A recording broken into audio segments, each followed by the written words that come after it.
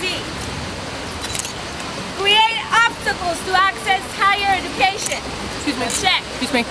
Require outrageous tuition rates. Check. Make immigrants live in fear of being deported for simply driving to work or school. Check. Ban dreamers from the road. Check. It seems that officials like Arizona Governor Jan Brewer must carry this checklist of anti-immigrant policies with them at all times. That's certainly how I felt growing up in Arizona as one of the many immigrants who came to this country as children, known as Dreamers. Today, after years of organizing Dreamers, we're finally receiving work permits and social security numbers under the Federal Deferred Action for Childhood Arrivals DACA program. In nearly every state in the country, DACA grantees will be able to get a driver's license. But if you live in the state of Arizona, you're out of luck. Under Governor Brewer's executive order, Dreamers are banned from getting a state ID or a driver's license. Today, the Arizona Dreamer Coalition, an immigrant youth-led organization fighting for higher education and immigrant rights, is in federal court to demand an end to its unconstitutional policy. This policy has terrible impacts on our families, our communities, and indeed to all Arizonans.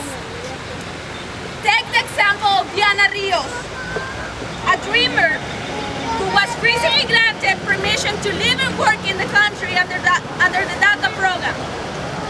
Diana graduated as a dietech in 2010, and she was the only bilingual individual in her class.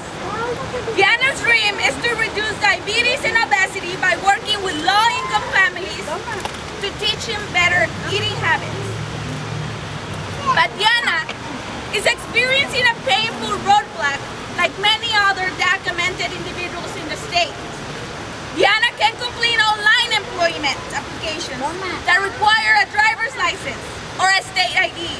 And most recently, she had to turn down an interview for a job that would require her to drive. She is a qualified bilingual young professional whose ability to give back to her home state is being truncated by the lack of a driver's license. Diana's case is not an isolated case. Since August 15th of this year, we know that there's approximately 16,000 DACA applications that have been received from the state of Arizona.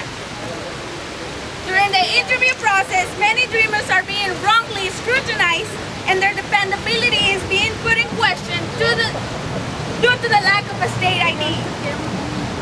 Everyone knows that Governor Brewer's executive order denying driver's licenses to dreamers is doing irreparable damage to our economy, to Arizona's progress, and to the lives of young, hard-working dreamers.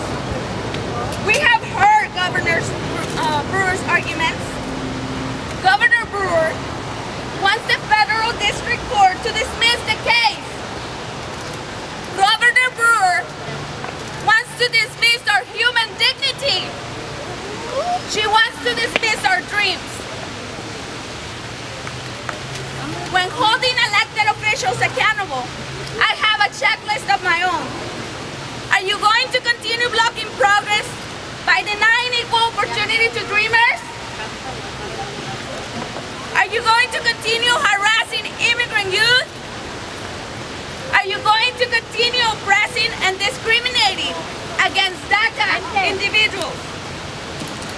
And while Governor Brewer continues to take us backwards with her anti-immigrant rhetoric by attacking immigrant youth, our country is moving forward on fixing our broken immigration system.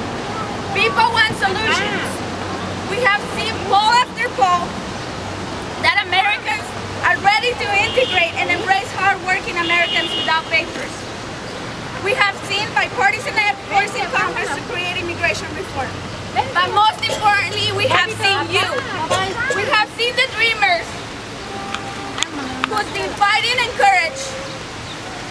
been able to make all these victories possible. And today, I assure you that we're ready to win. Thank you.